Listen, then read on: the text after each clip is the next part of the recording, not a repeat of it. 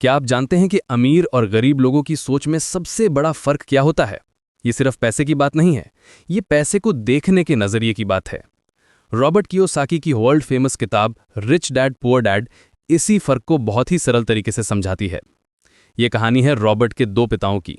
एक उनके असली पिता जो बहुत पढ़े लिखे थे पर हमेशा पैसों के लिए संघर्ष करते रहे, जिन्हें वो पुअर डैड कहते हैं, और दूसरे उनके दोस्त के पिता जो 8वीं पास थे पर हवाई के सबसे अमीर आदमियों में से एक बने, जिन्हें वो रिच डैड कहते हैं। इन दोनों की अलग अलग सलाहों से रॉबर्ट ने पैसे और इन्वेस्टमेंट के बारे में जो सीखा वही इस किताब का सार है। आज हम इसी किताब से निकले 6 सबसे ज़रूरी सबक के बारे में बात करेंगे जो आपकी फाइनेंशियल लाइफ को पूरी तरह बदल सकते हैं। पहला और सबसे बड़ा सबक है, अमीर लोग पैसे के लिए काम नहीं करते, पैसा उनके लिए काम करता है। हम में से ज़्यादातर लोगों को बचपन से यही सिखाया जाता है कि खूब पढ़ो, अच्छी डिग्री लो और एक सुरक्षित नौकरी ढूंढो। ये पुअर डैड की सोच है। इसमें आप अपना समय और मेहनत बेचकर पैसा कमाते हैं। अगर आप काम करना बंद कर दें तो पैसा आना भी बंद हो जाएगा। वहीं रिच डैड की सोच अलग है। वो कहते हैं कि नौकरी करना ठीक है, पर सिर्फ पैसा कमाने के लिए नहीं, बल्कि स्किल्स सीखने के लिए। असली दौलत तब बनती है जब आप अपने पैसे को काम पर लगाते हैं। इसका मतलब है ऐसी चीज़ों में इन्वेस्ट करना जो आपको बिना एक्टिवली काम किए भी इनकम दे, जिसे हम पैसिव इनकम कहते हैं। ये इनकम आपके लिए 2400 घंटे काम करती है, तब भी जब आप सो रहे हों। दूसरा सबक इसी से जुड़ा है और वो है फाइनेंशियल लिटरेसी यानी वित्तीय साक्षरता का महत्व। स्कूल हमें प्रोफेशनल स्किल्स तो सिखाते हैं पर पैसे को मैनेज करना नहीं सिखाते। रिच डैड का सबसे सरल नियम था, आपको एसेट और लायबिलिटी के बीच का फर्क पता होना चाहिए।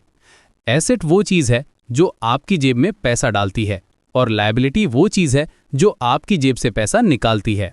अमीर लोग अपनी जिंदगी एसेट्स खरीदने में लगाते हैं, जैसे कि रियल एस्टेट जिससे किराया आए, स्टॉक्स जिनसे डिविडेंड मिले, या कोई बिजनेस जो खुद चले।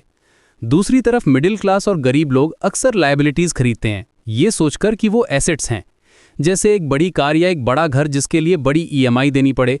ये चीज़ें लगातार आपकी जेब से पैसा निकालती रहती हैं। तीसरा सबक है माइंड योर ओन बिजनेस। इसका मतलब ये नहीं है कि आप दूसरों के काम में दखल ना दें।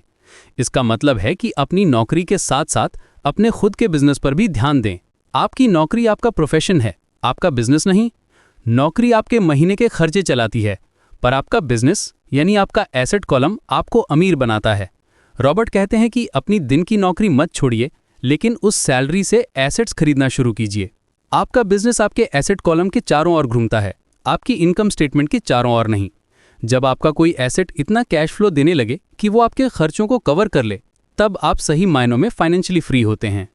चौथा सबक थोड़ा टेक्निकल है लेकिन बहुत ज़रूरी है, the history of taxes and the power of corporations.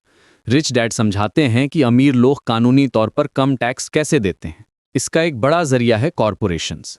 जब आप एक कर्मचारी के तौर पर कमाते हैं तो आप पहले कमाते हैं, फिर सरकार को टैक्स देते हैं और फिर बचे हुए पैसे से खर्च करते हैं। लेकिन जब आप एक कॉरपोरेशन के मालिक होते हैं तो आपका बिजनेस पहले कमाता है, फिर अपने सारे खर्चे निकालता है और फिर जो बचता है उस पर टैक्स देता है। ये एक बहुत बड़ा फ़ायदा है।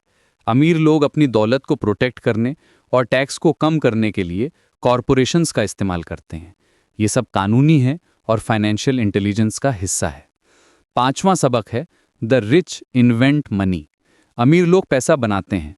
इसका मतलब ये नहीं है कि वो नोट छापते हैं। इसका मतलब है कि वो अपने दिमाग से, अपनी फाइनेंशियल नॉलेज से मौके बनाते हैं। जहां ज़्यादातर लोग पैसा बचाने और सुरक्षित खेलने पर ध्यान देते हैं, वहीं अमीर लोग कैलकुलेटेड रिस्क लेते हैं और इन्वेस्टमेंट के मौके ढूंढते हैं। वो ऐसी डील्स खोजते हैं जिन्हें दूसरे लोग नज़रअंदाज कर देते हैं। इसके लिए आपको फाइनेंशियल आईक्यू की ज़रूरत होती है, जो आपको बताता है कि एक अच्छी इन्वेस्टमेंट क्या है, मार्केट कैसे काम करता है और कानून आपके पक्ष में कैसे काम कर सकता है। पैसा कोई असली चीज़ नहीं है, ये बस एक आइडिया है। अगर आपको और पैसा चाहिए तो अपनी सोच बदलिए। और छठा और आखिरी सबक है, सीखने के लिए काम करें, पैसे के लिए नहीं। अपने करियर की शुरुआत में ऐसी नौकरी चुनें जहां आपको सबसे ज्यादा सीखने को मिले। जरूरी नहीं कि वहां सैलरी सबसे ज्यादा हो। रिच डैड ने रॉबर्ट को सेल्स, मार्केटिंग, कम्युनिकेशन, लीडरशिप और लोगों को मैनेज करने जैसी स्किल्स सीखने की सलाह दी। ये वो स्किल्स हैं जो आपको कोई भी बिजनेस खड़ा करने में मदद करती हैं। एक अच्छी सैलरी आपको थोड़े समय के लिए सुरक्षित महसूस करा सकती है, लेकिन ये स्किल्स आपको जिंदगी भर अमीर बनाएंगी।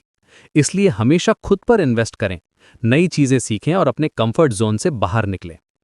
तो रिच डैड पुअर डैड की ये 6 सबक सिर्फ पैसे के बारे में नहीं है, ये एक माइंडसेट शिफ्ट के बारे में है।